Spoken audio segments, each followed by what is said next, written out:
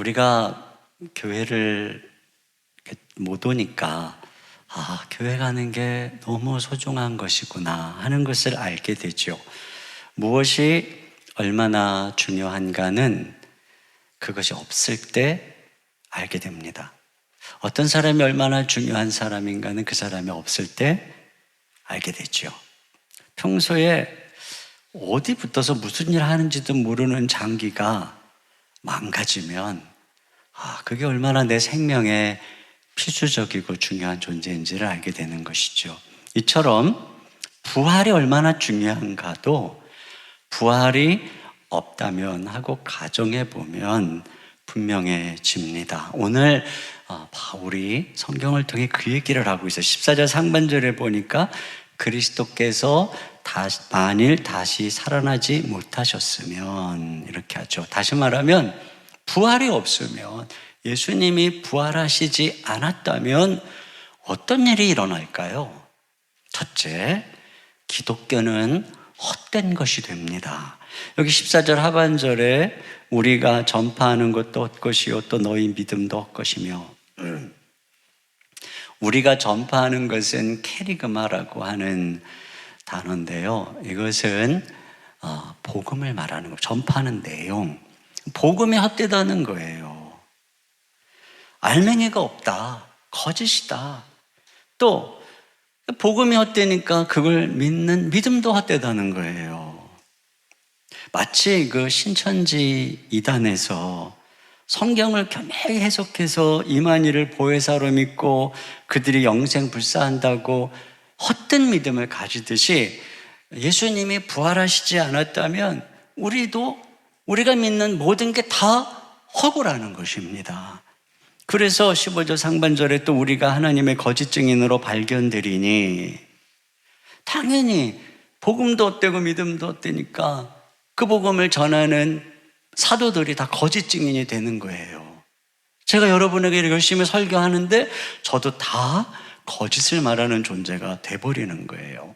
이와 같이 부활이 없으면 기독교는 허구가 됩니다.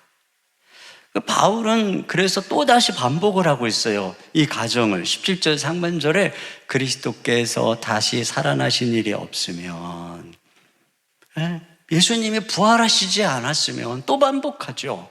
어떤 일이 일어날까?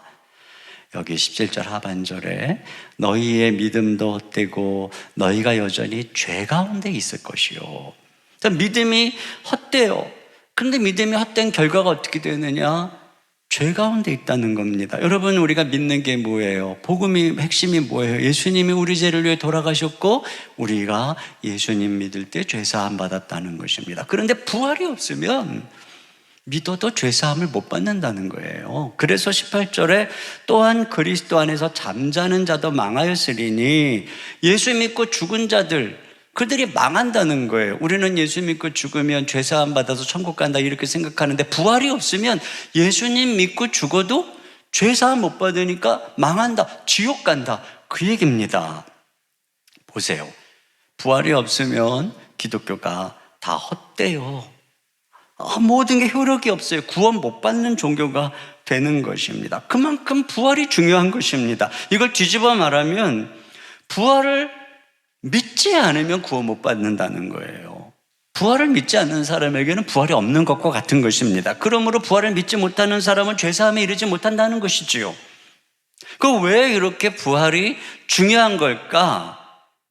첫째, 부활은 주님이 하신 구원 사역의 성취이기 때문에 그렇습니다. 여러분, 예수님이 부활하시지 않았다면, 예수님이 운명하실 때 다 이루었다 라고 말씀하신 것이 사실인지 어떻게 알아요? 주님이 정말 십자가에서 마귀의 세력을 이긴 건지 아니면 마귀에게 정복을 당한 건지 어떻게 알아요? 예수님께서는 제자들에게 예수님이 죽으시고 3일 만에 부활할 것을 여러 번 가르치셨어요. 그러면서 뭐라 그러셨냐면 마가복음 10장 45절에 인자에 온 것은 섬김을 받으려 함이 아니라 도리어 섬기려 하고 자기 목숨을 많은 사람의 대속물로 주려 함이라고 말씀하셨어요. 그리고 정말로 죽으셨어요. 그런데 만약에 예수님이 부활하시지 않았다면 정말 예수님이 주장대로 우리를 위해서 대속물로 죽었다는 사실을 어떻게 알아요? 정말 예수님이 죄 없는 하나님의 아들이신지, 정말 예수님이 동정녀 마리아에게서 태어난 분인지, 정말 죄가 없는 우리를 위한 흠 없는 어린 양으로서 죄를 위한 제물이 되신 분인지 우리가 어떻게 알아요? 예고대로 죽으셨는데 예고대로 살아나시지 않았다면 예수님이 주장한 것이 진짜인지 알 수가 없는 것입니다. 그래서 영국의 유명한 설교의 황태자라고 하는 찰스 스펄전 목사는 이런 얘기를 했어요. 그리스도가 무덤에 계신 동안에는 하나님이 대속물을 받으셨는지 하늘도 땅도 알 수 없었다. 그러니까 죽으신 것만으로는 그 죽으심의 효력을 알 길이 없다는 것입니다. 그러면서 이렇게 얘기를 했어요. 인류 구원의 위대한 대헌장에 하나님의 인장이 필요했다. 마침내 그 인장이 찍힌 때는 바로 하나님이 천사를 명하시어 무덤에 돌을 굴리던 순간이다. 그리스도가 아버지의 권능으로 죽은 자 가운데서 살아나 밖으로 나오시던 그때 주님의 구속의 대헌장에 인장이 찍혔다. 여러분, 부활이 바로 예수님의 십자가의 사역을 선포하는 하나님의 인장, 도장이라는 것입니다. 마틴 로이드는 이런 얘기를 했어요. 하나님은 그 아들 예수를 부활시킴으로써 예수님의 속죄를 완수하여 화목 제물로서 하나님을 온전히 충족시키셨음을 선포하셨다. 부활이 예수님의 속죄 사역의 성취요 마침표라는 것입니다. 그래서 로마서 4장 25절에 같이 한번 읽어보겠습니다. 시작. 예수는 우리가 범죄한 것 때문에 내줌이 되고 또한 우리를 의롭다 하시기 위하여 살아나셨느니라. 네, 그러니까 부활이 있어요. 우리가 의롭다함을 받는다는 것입니다. 죄사함을 받고 의롭다함을 받는다는 것입니다. 부활이 있어야, 예수님이 부활하셔야 우리가 믿고 구원받는 것입니다. 로마서 10장 9절 같이 읽습니다. 시작. 내가 만일 내 입으로 예수를 주로 시인하며 또 하나님께서 그를 죽은 자 가운데서 살리신 것을 내 마음에 믿으면 구원을 받으리라. 네, 예수님이 죽은 자 가운데 살아나신 부활을 믿을 때 구원을 받는다는 것입니다. 그러므로 부활이 없으면, 부활을 믿지 못하면 구원을 못 받는다는 거예요. 여러분, 왜 부활이 이렇게 중요할까? 자, 또 한 가지는 부활을 통해서 단지 우리가 죄사함을 받는 것을 뛰어넘어서 부활을 통해 우리가 새 생명을 얻을 수 있기 때문에 그런 것입니다. 인간의 문제는 단지 죄된 행위 이전에 존재의 문제예요. 인간은 죄를 지어서 죄인이 되는 게 아니라 죄인이어서 죄를 짓는 거예요. 성경은 인간이 태어나면서부터 아담으로부터 원죄를 받고 태어난다고 말합니다. 사탄의 꾀임을 받아 하나님께 반역한 아담의 부패한 죄의 본성을 그대로 우리가 물려받고 태어나는 거예요. 그래서 아담으로부터 하나님께 반역하는 반역의 핏줄을 이어받아 태어난 우리는 반역자 집안의 자손들인 것입니다. 그래서 인간은 하나님을 싫어하고 내 마음대로 살려고 하나님의 말씀을 거부하고 불순종하는 반역적 본성을 가지고 있어요. 이게 바로 죄성이라고 하는 거예요. 그리고 성경은 이러한 죄된 본성을 옛사람이다, 아담의 본성을 이어받은 옛사람이다라고 말합니다. 이와 같은 이 존재가 문제인 거예요. 그래서 죄를 짓는 거예요. 그런데 예수님께서 우리 죽으시고 부활하신 이유는 이런 존재를 바꿔주시는 거예요. 사자의 야수의 본성은 길들여지지 않는다고 그러죠. 마찬가지예요. 인간의 이 죄된 본성은 교육과 노력으로 안 바뀌는 것입니다. 그러므로 방법은 뭐냐? 옛사람이 죽고 새롭게 태어나야 되는 거예요. 이게 뭘 통해서 가능하냐? 죽음과 부활을 통해서만 가능하다는 것입니다. 그래서 성경에 보면은 예수님이 십자가에 죽을 때 우리가 죽었다는 거예요. 로마서 6장 6절 말씀 보시니까 우리가 알거니와 우리 옛사람이 예수와 함께 십자가에 못 박힌 것은 예수님이 죽을 때 우리 옛사람이 죽었어요. 그러면 예수님이 부활할 때 무슨 일이 일어났을까요? 베드로전서 1장 3절 같이 봅니다. 시작. 그의 많으신 긍휼대로 예수 그리스도를 죽은 자 가운데서 부활하게 하심으로 말미암아 우리를 거듭나게 하사 산 소망이 있게 하시며. 여기 보세요. 부활로 말미암아 우리를 거듭나게 하셨다는 것입니다. 다시 태어나게 하셨다. 로마서 6장 4절 하반절 이하에는 그리스도를 죽은 자 가운데서 살리심과 같이 우리로 또한 새 생명 가운데 행하게 하려 하심이라. 다시 말하면 부활을 통해서 우리에게 새 생명을 주셨다는 거예요. 만약에 내가 지탄받는 매국노의 집안에서 그 후손으로 태어났다면 정말 싫을 거예요. 매국노의 후손이 아닌 애국자의 후손이 되고 싶어, 이런 마음이 있을 거예요. 그런데 그런 일이 일어난 거예요.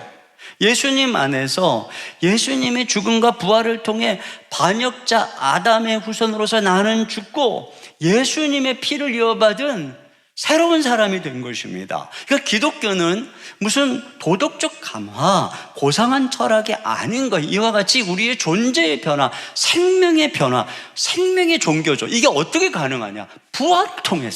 부활을 통해서 가능한 것입니다. 그러면 예수님의 부활을 통해서 얻은 새 생명은 어떤 특징을 갖고 있을까요? 여러분, 예수님이 부활을 통해 우리에게 주신 생명은 예수님의 생명입니다. 그런데 예수님은 아담하고는 다르게, 아담이 불순종한 것하고는 다르게 예수님은 죽기까지 완전히 복종하신 분입니다. 우리 주님께서 하나님의 말씀에 얼마나 복종하시고 순종하셨는지 성경은 예수님이 곧 하나님의 말씀이라고 말하고 있고, 예수님의 삶은 말씀이 육신이 된 삶이라고 말하고 있습니다. 그러니까 다시 말하면 예수님의 삶 자체는 말씀을 그대로 살아낸 실현한 분이라고 하는 의미를 갖고 있는 것이죠. 이것이 바로 부활하신 예수님의 생명의 특징인 것입니다. 불순종한 아담의 이 생명의 특징하고는 전혀 반대의 순종의 생명인 것이죠. 그래서 성경은 우리가 말씀으로 거듭났다 이렇게 말하는 거예요. 베드로전서 1장 23절 말씀 같이 봅니다. 시작.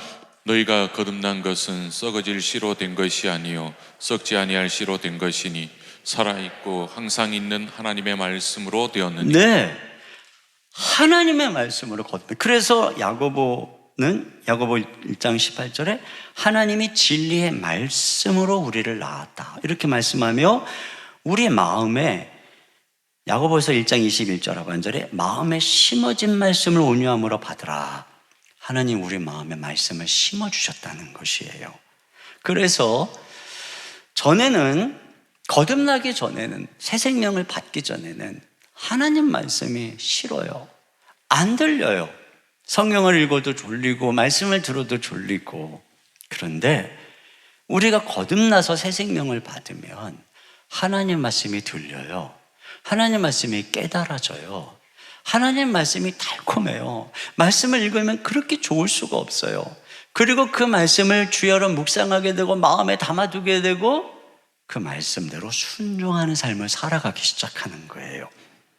어린아이가 태어나면 엄마 젖을 사모하듯이 이렇게 태어나면 순전하고 신령한 젖인 하나님의 말씀을 사모하고 그 말씀을 먹으면서 점점 자라서 예수님처럼 변해가는 거예요. 이것이 바로 거듭난 우리의 새로운 생명인 것입니다. 이렇게 예수님은 우리를 불순종하던 존재에서 순종하는 자녀로 바꿔주시는 것입니다. 이것이 바로 부활을 통해서 주어지는 축복이죠. 우리가 어떤 존재인가를 알아야 돼요.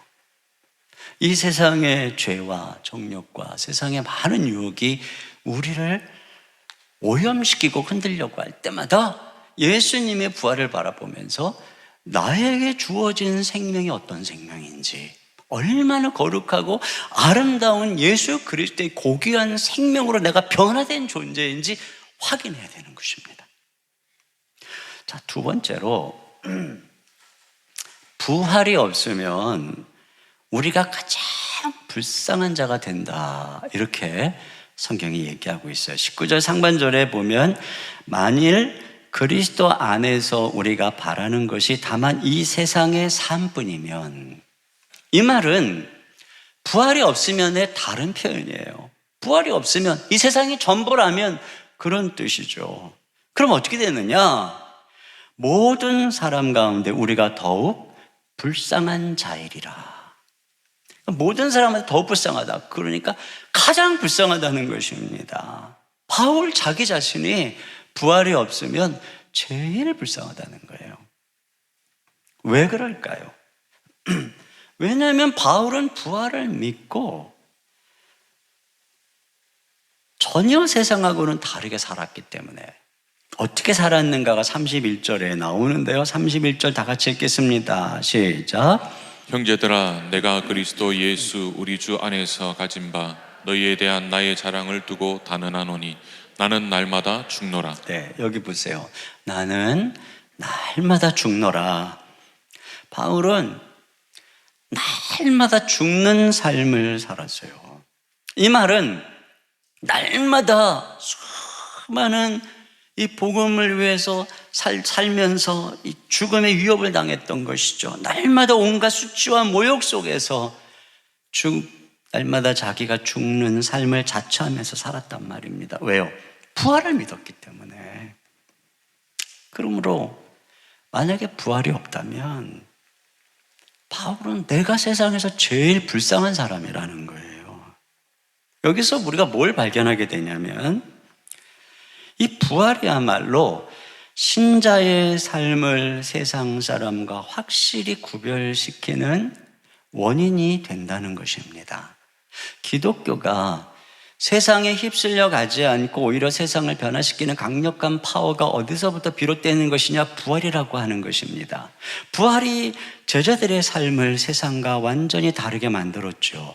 바울이 부활하신 예수님을 만났을 때 180도 달라지지 않았습니까? 기독교가 힘없는 유명무실한 무력한 종교가 되느냐, 아니면 정말 세상과 다른 세상을 변화시키는 파워 있는 영향력 있는 종교가 되느냐를 결정하는 것은 부활에 달린 것입니다. 부활이 없으면 기독교는 화석화된 종교가 되는 것입니다. 그러나 부활이 있으면 기독교는 살아있는 능력 있는 종교가 되는 것이죠. 그렇게 부활은 중요한 것입니다. 그러면 왜 부활은 우리의 삶을 이렇게 강력하게 바꾸는 것일까요? 물론 부활을 통해서 예수님이 살아계시니까 우리는 살아계신 예수님을 만나는 것입니다. 그래서 우리는 부활을 믿는 거예요. 예수님 만났기 때문에. 그리고 예수님을 부활시키신 능력, 부활의 능력이 우리와 함께하고 있기 때문에 부활은 우리의 삶을 이렇게 강력하게 바꿉니다. 그런데 오늘 그런 관점 말고 오늘 우리가 읽은 이 성경은 바울이 나는 날마다 죽노라고 하는 이 고백을 하게 된 이유가 전혀 다른 관점에서 이런 고백을 하고 있다고 말하고 있어요. 이 고린도전서 15장에서 바울이 부활을 얘기하는 요점은 뭐냐면 예수님이 부활하셨기 때문에 나도 부활할 것이다 라는 얘기예요. 예수님이 육체로 부활하신 것처럼 나도 이 몸도 부활할 것이다. 그걸 믿고 있는 것입니다. 그리고 이 믿음이 바울로 하여금 나는 날마다 죽노라 라고 하는 삶을 살게 했다는 거예요. 여러분, 왜 예수님처럼 나도 부활할 거라고 하는 이 믿음이 우리로 하여금 나는 날마다 죽노라 라는 삶을 만들어내는 걸까요? 내가 죽어도 장차 부활할 것이니까 나는 죽음이 겁이 안 나. 그런 의미일까요? 물론 머릿속으로 생각하면 우리가 장차 부활할 것을 믿기 때문에 우리의 죽음도 진정한 죽음이 아님을 머릿속으로 생각할 수 있지만 그렇다고 해서 내가 장차 부활할 것이라고 해서 지금 나에게 다가오는 죽음의 위협이 두렵지 않다. 이건 이렇게 가슴에 다가오는 적용이 아니에요. 우리의 먼저 간 부모님이나 사랑하는 배우자가 세상을 떠났지만 장차 부활할 것이다. 그렇기 때문에 죽음이 슬프지 않다. 이건 머릿속으로는 그럴 수 있지만 실제적인 삶에는 가슴에 와닿는 적용이 될 수가 없어요. 그러면 바울이 예수 그리스도께서 부활하셨기 때문에 나도 부활할 것이라고 하는 바로 이 믿음의 근거에서 나는 날마다 죽노라, 죽음을 자처하는 이 삶을 불사하며 살아간 이유는 무엇일까요? 그것은 뭐냐면 그가 믿는 몸의 부활에 자기가 이르려는 열망 때문에 그런 것입니다. 바울은 육체의 부활을, 예수님처럼 내가 육체가 부활할 것을 믿었기 때문에 그 부활에 이르기 위해서 주님의 죽으심을 본받으며 살아간 것입니다. 이것이 굉장히 중요한 요점이에요. 이걸 명확하게 주석해주고 해석해주는 말씀이 빌립보서 3장입니다. 빌립보서 3장 10절로 11절 말씀을 같이 한번 읽어보겠습니다. 시작. 내가 그리스도와 그 부활의 권능과 그 고난의 참여함을 알고자 하여 그의 죽으심을 본받아 어떻게 해서든지 죽은 자 가운데서 부활에 이르려 하노라. 네. 근데 이 말씀이 조금 어려워요. 그래서 제가 세 번역으로 한 번 더 읽어볼 테니까 잘 들어보세요. 내가 바라는 것은 그리스도를 알고 그분의 부활의 능력을 깨닫고 그분의 고난에 동참하여 그분의 죽으심을 본받는 것입니다. 그리하여 나는 어떻게 해서든지 죽은 사람들 가운데서 살아나는 부활에 이르고 싶습니다. 바울이 정말 예수님이 부활하신 것처럼 약속하신 대로 내 몸이 부활에 이르길 원하는 거예요. 그러기 위해서 어떻게 한다고요? 자기가 고난에 동참해서 죽으심을 본받는다는 거예요. 이 말씀은 굉장히 의아하죠. 왜냐하면 우리가 예수님을 믿고 죽으면 뭐 어떻게 살았든 죽으면 장차 자동적으로 예수님 재림할 때 부활하는 거 아닌가? 우리 이렇게 생각하고 있잖아요. 그런데 오늘 바울은 그 부활에 이르려 한다는 거예요, 자기가. 그러면서 12절에 이렇게 얘기하고 있어요. 12절에 내가 이미 얻었다 함도 아니요 온전히 이루었다 함도 아니라.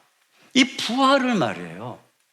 바울은 이미 얻은 게 아니라고 얘기하고 있어요. 온전히 이룬 게 아니라는 거예요. 그래서 오히려 뭐라 그러냐면 오직 내가 그리스도 예수께 잡힌 바 된 그것을 잡으려고 달려가노라.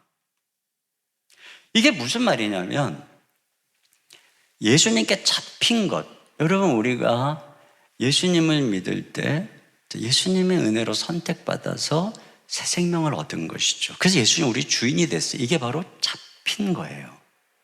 우리는 예수님께 잡혔어요. 그래서 구원받은 것입니다. 그런데 동시에 우리는 그 구원을 잡으려고 쫓아가야 된다는 거예요. 잡혔지만 잡아야 된다는 거죠. 구원받았지만 구원을 잡으려고 쫓아가야 된다는 거예요. 그래서 특별히 빌립보서에는 이 구원이 우리가 이루어 가야 할 것임을 말하고 있어요. 빌립보서 1장 6절에 보면 너희 안에서 착한 일을 시작하신 이가 그리스도 예수의 날까지 이루실 줄을 우리는 확신하노라. 이 착한 일, 이 구원이에요. 이것이 시작되었지만 이거는 이루어져야 된다는 거예요. 그리스도의 날에. 빌립보서 2장 12절 하반절에는 항상 복종하여 두렵고 떨림으로 너희 구원을 이루라. 이렇게 말씀하고 있습니다.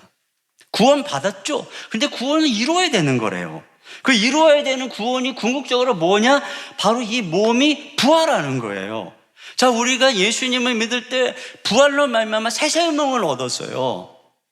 그런데 그것으로 끝나는 게 아니라 네가 진짜 새로운 생명을 얻었다면 이 몸이 장차 부활에 이르는 것, 이것이 최종적 구원이고 이 최종적 구원이 우리 신앙 경주의 표대다, 이 말을 하고 있는 것입니다. 그래서 바울은 이 부활에 이르기 위해서 몸으로 어떻게 산다는 거예요? 아까 읽었던 빌립보서 3장 10절 이하에 보니까 그의 죽으심을 본받아 어떻게 해서든지 죽은 자 가운데서 부활에 이르려 하노니, 부활에 이르기 위해서 예수님의 죽으심을 본받으려고 애를 쓰고 있다는 것입니다. 그러면 왜 바울은 부활에 이르기 위해서 예수님의 죽으심을 본받는 것일까? 우리 주님의 부활은 죽음을 통해서 얻어진 것이기 때문에 그렇습니다. 그런데 우리 예수님의 죽음은 병사도 아니고 사고사도 아니고 자연사도 아니고 우리의 죄를 위해서 대속적인 죽음을 죽으신 것입니다. 그러므로 바울은 바로 이러한 그리스도의 죽음을 본받는다는 거예요.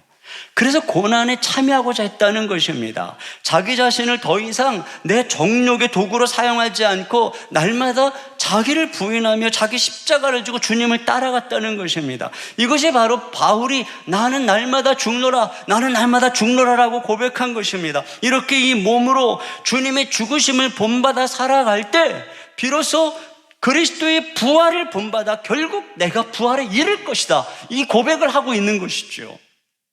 그럼 어떨 때 그러면 그러면 우리의 몸의 행실을 통해서 우리가 부활에 이르는 구원을 받는다는 것인가요? 여러분, 우리의 행위로 부활에 이르는 게 아니죠. 부활은 전적으로 그리스도의 죽음과 부활의 연합함으로 가능해지는 것입니다. 그렇다면 지금 바울이 하는 말은 뭐냐면, 정말 내가 거듭났는지, 정말 내가 믿음으로 그리스도의 죽음과 부활에 연합했는지를 열매로 안다는 거죠. 내가 진짜 부활 생명을 가졌다면, 그래서 죽기까지 순종하신 예수님의 생명으로 내가 변화되었다면, 당연히 그 생명으로 변화된 내가 이 몸을 가지고 죽기까지 예수님처럼 순종하는 삶, 주님의 사명에 순종하는 삶을 살게 된다는 말입니다. 십자가를 지고 주님을 따라가게 되는 것이 당연한 열매라고 하는 것이죠. 이런 열매로서 바울은 날마다 죽는 삶을, 날마다 자기 십자가를 지고 주님을 따라가는 삶을 살아갔다는 것이죠. 이것이 바로 부활을 믿고 부활을 소망하는 사람의 삶이라는 얘기예요. 우리는 다 죽습니다. 그런데 오늘 고린도전서 15장에서 이 죽음에 대해서, 죽음은 씨를 뿌리는 것이다, 심는 것이다, 이렇게 말하고 있어요. 나중에 한번 읽어보세요. 34절 이하에 보시면 길게 우리 육체의 죽음이라는 게 땅에다 씨를 뿌리는 것, 심는 것이란 말이죠. 그래서 우리가 무엇을 심든지 그 심은 대로 거두는 거예요. 갈라디아서 6장 7절 하반절 8절 같이 봅니다. 시작. 사람이 무엇으로 심든지 그대로 거두리라. 자기의 육체를 위하여 심는 자는 육체로부터 썩어질 것을 거두고, 성령을 위하여 심는 자는 성령으로부터 영생을 거두리라. 네, 우리가 죽을 때, 우리 시신이 땅에 묻힐 때 또는 화장할 때 우리는 심는 거예요. 그런데 과연 나는 내 몸으로 무엇을 심었는가는 이 몸으로 어떻게 살았는가, 그리고 어떻게 죽었는가로 결정되는 것입니다. 내가 내 몸으로 육체의 쾌락을 위해서 내 배를 만족시키며 육체의 안위를 위해서 살다가 죽었다면, 여러분은 그 몸으로 육체를 위에 심는 거니까 결국은 육체를 심음으로 썩어질 것을 거두는 것입니다. 그런데 비록 이 몸이 죽을 몸이고 약한 몸이고 육의 몸이고 그런 연약한 몸이지만, 날마다 부활의 능력을 의지하고 주님의 고난에 동참해서 죽으심을 본받아 예수님처럼 대속적 삶을 살다가 죽었다면, 우리의 죽음은 부활의 씨를 심는 것입니다. 그래서 결국 우리는 이 몸을 심고 부활의 열매를 거둘 것이란 말이에요. 영광스러운 부활의 몸을 얻을 것이다, 이렇게 얘기하고 있는 것입니다. 과연 여러분은 부활을 믿나요? 내가 부활을 믿는지 안 믿는지, 물론 우리가 입술로 나는 예수님의 부활을 믿습니다, 이렇게 말할 수 있습니다. 그러나 말로는 그렇게 고백하지만 실천적으로는 믿지 않는 실천적 무신론자들이 많습니다. 여러분, 우리가 부활을 믿는가 안 믿는가는 이 몸으로 어떻게 사는가를 보면 아는 거예요. 내 몸이 정말 부활해서 천국을 거닐 영광스러운 몸이 될 것이라면, 그 씨앗이 되는 존재라면 당연히 그는 이 몸으로 부지런히 그날에 거둘 그 부활의 영광의 몸을 위해 심는 삶을 사는 거죠. 그렇다면 이 영광스러운 천국을 거닐 영광스러운 몸으로 변화될 씨앗인 이 몸을 가지고 절대로 세상의 쾌락과 정욕과 죄에 더럽혀지는 몸으로 살지 않는 것입니다. 때로는 그렇다 할지라도 철저히 회개하면서 날마다 거룩해진 삶을 살게 되는 것입니다. 절대로 세상 풍조에 빠져서 거룩을 저버리지 않는 거예요. 진짜 부활을 믿는다면. 제가 가끔 말씀드리지만 기독교의 경건은 몸의 거룩에서부터 시작하는 것입니다. 몸의 거룩을 제끼고 이웃사랑을 얘기하고 세계 평화를 얘기하고 인권을 얘기하는 것은 하나님이 말하는 경건이 아닙니다. 그건 단순한 인간의 휴머니즘에 불과한 것입니다. 하나님과 상관이 있는, 하나님이 인정하는 경건은 언제나 자기 몸의 거룩에서부터 시작하는 것입니다. 왜요? 이 몸으로 우리는 하나님께 거룩한 산제사를 드리고 이 몸으로 천국을 거닐 것이기 때문에 그렇습니다. 그러므로 진짜 부활을 믿는다면 이 몸이 그리스도께서 죽으신 것처럼 죽으심을 본받는 삶을 따라간다는 거예요. 왜 주님이 죽으셨습니까? 죄를 위해 죄에 대해서 죽으셨습니다.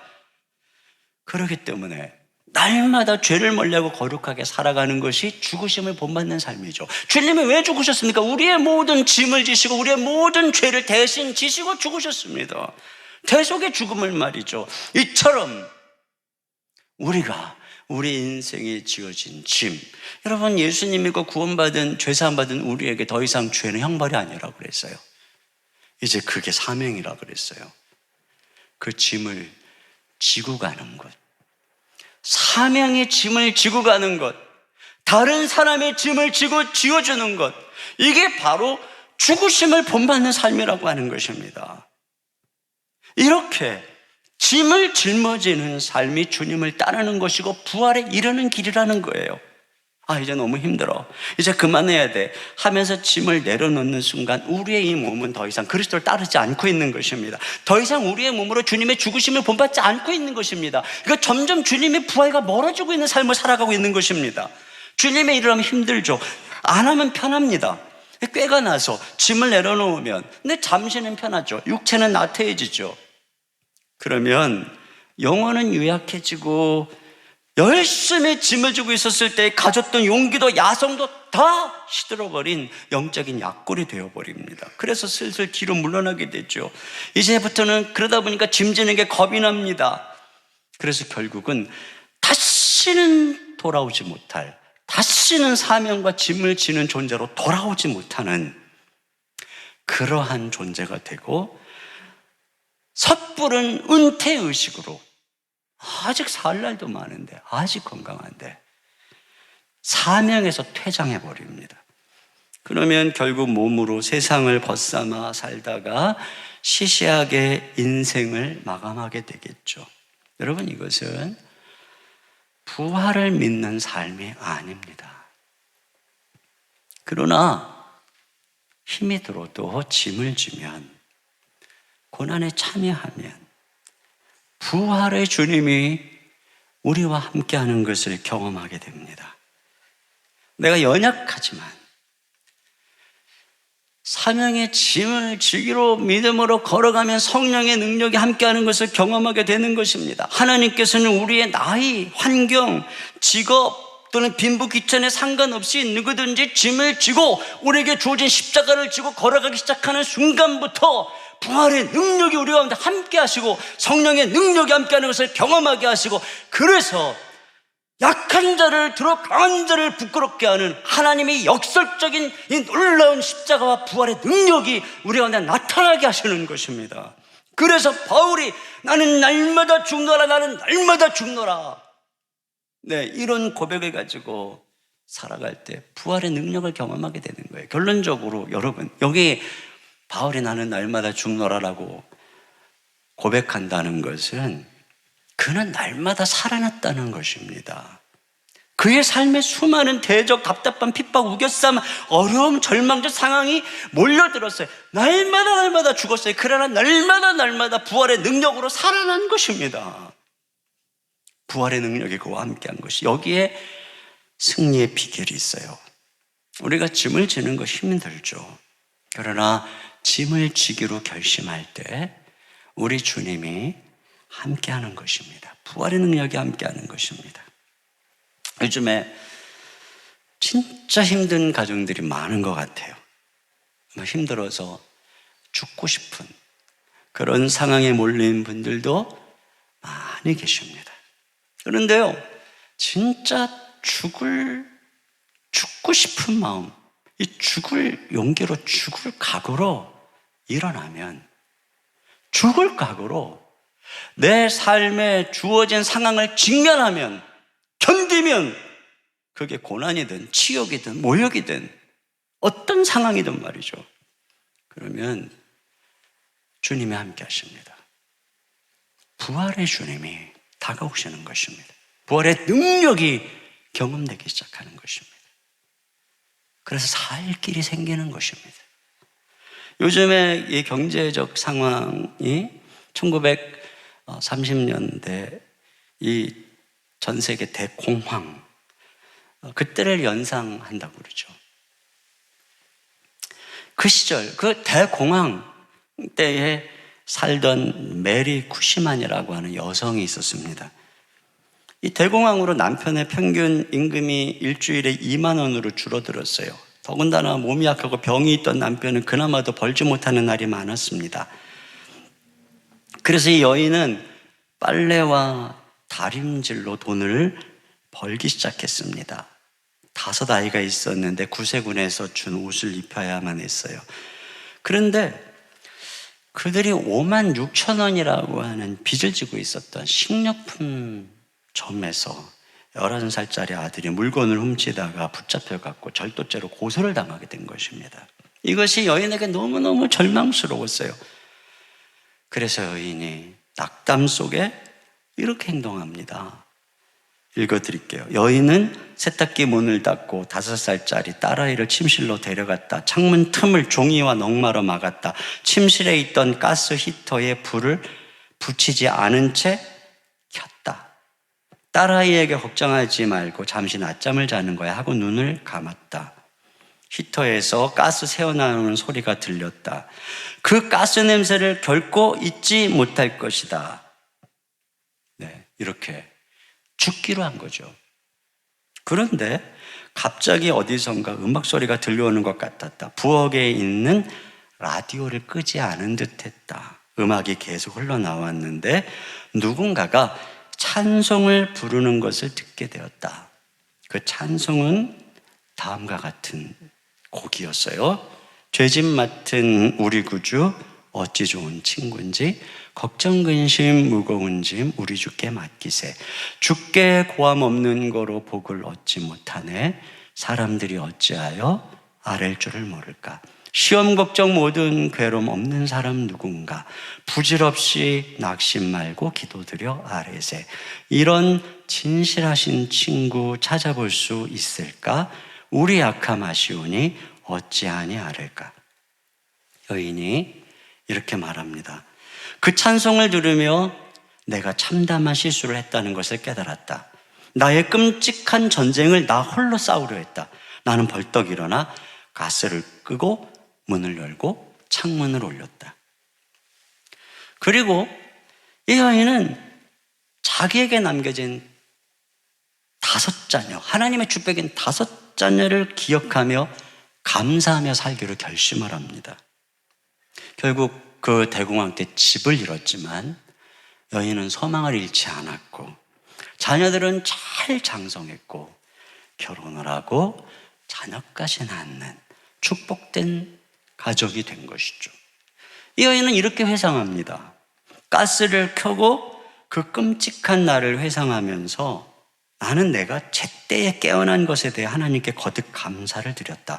어떠한 기쁨을 잃을 뻔했는지, 얼마나 많은 놀라운 나날을 영원히 박탈당할 뻔했는지, 자기 생을 마감하고 싶어하는 누군가의 얘기를 들을 때마다 나는 하지 마 라고 외치고 싶어진다. 우리가 버텨내야 할 가장 어두운 순간은 잠깐이다. 머지않아 미래가 온다. 그렇습니다. 왜냐하면 우리 주님이 십자가에서 우리의 모든 죄와 저주와 짐을 다 짊어지시고 십자가에서 죽으시고 부활하셔서 우리의 주님이 되셨기 때문에,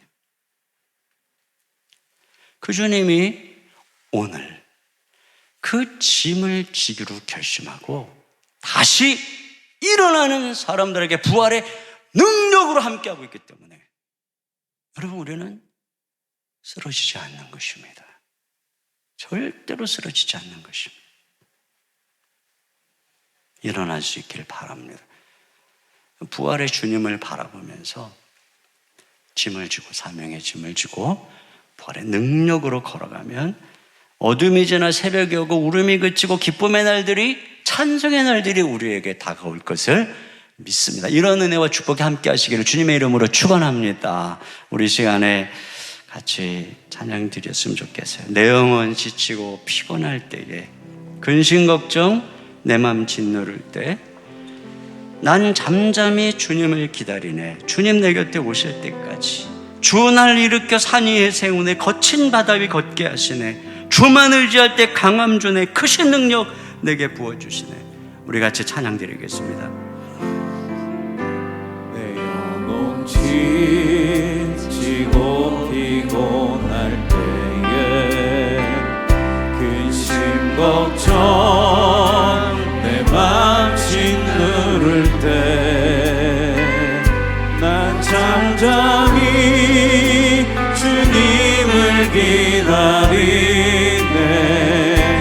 주님 내 곁에 오실 때까지. 주 날 일으켜 산 위에 세우네. 주 날 일으켜 산 위에 세우네. 거친 바다 위 걷게 하시네. 주만 의지할 때 강함 주네. 크신 능력 내게 부어주시네. 우리 한 번 더 찬양합니다. 내 영혼 지치고 피곤할 때에. 영혼 지치고 피곤할 우리 가슴에 손을 얹고 찬양합시다. 근심 걱정 내 맘 짓누를 때 난 잠잠히 주님을 기다리네. 주님 내 곁에 오실 때까지. 주 날 일으켜 산 위에 세우네. 거친 바다 위 걷게. 우리 두 손 들고 찬양합니다. 주만 의지할 때. 주만 의지할 때 강함 주네. 크신 능력 내게 부어주네. 주 날 일으켜 산 위에 세우네. 주 날 일으켜 산 위에 세우네. 거친 바다 위 걷게 하시네. 주만 의지할 때 강함 주네. 크신 능력 내게 부어주시네. 우리 시간에 함께 눈을 감고, 아니요, 우리 기도 제목을 보면서 같이 기도했으면 좋겠습니다. 먼저 그리스도의 죽음과 부활, 우리가 죄 사함 받았어요. 새 생명을 얻은 우리가 날마다 순전한 하나님 말씀을 사모함으로 죄와 세상의 유혹을 이기고 승리하도록 그리스도를 닮아가게 해달라고 기도합시다. 부활을 통해 새 생명을 얻었으나 몸의 부활이라는 최종적 구원을 향해 달려가는 우리가 날마다 주님의 죽으심을 본받아 고난에 참여하며 순종의 삶을 살아가겠습니다 라고 기도합시다. 우리가 기꺼이 십자가를 지고 그리스도의 죽으심을 본받으면 우리와 함께 하시는 부활의 능력을 부어주실 줄 믿습니다. 그 능력에 힘입어 인생의 짐, 사명의 짐 기꺼이 지고 끝까지 순종함으로 영광스러운 부활의 새 아침을 맞이하는 나의 삶이 되게 하소서.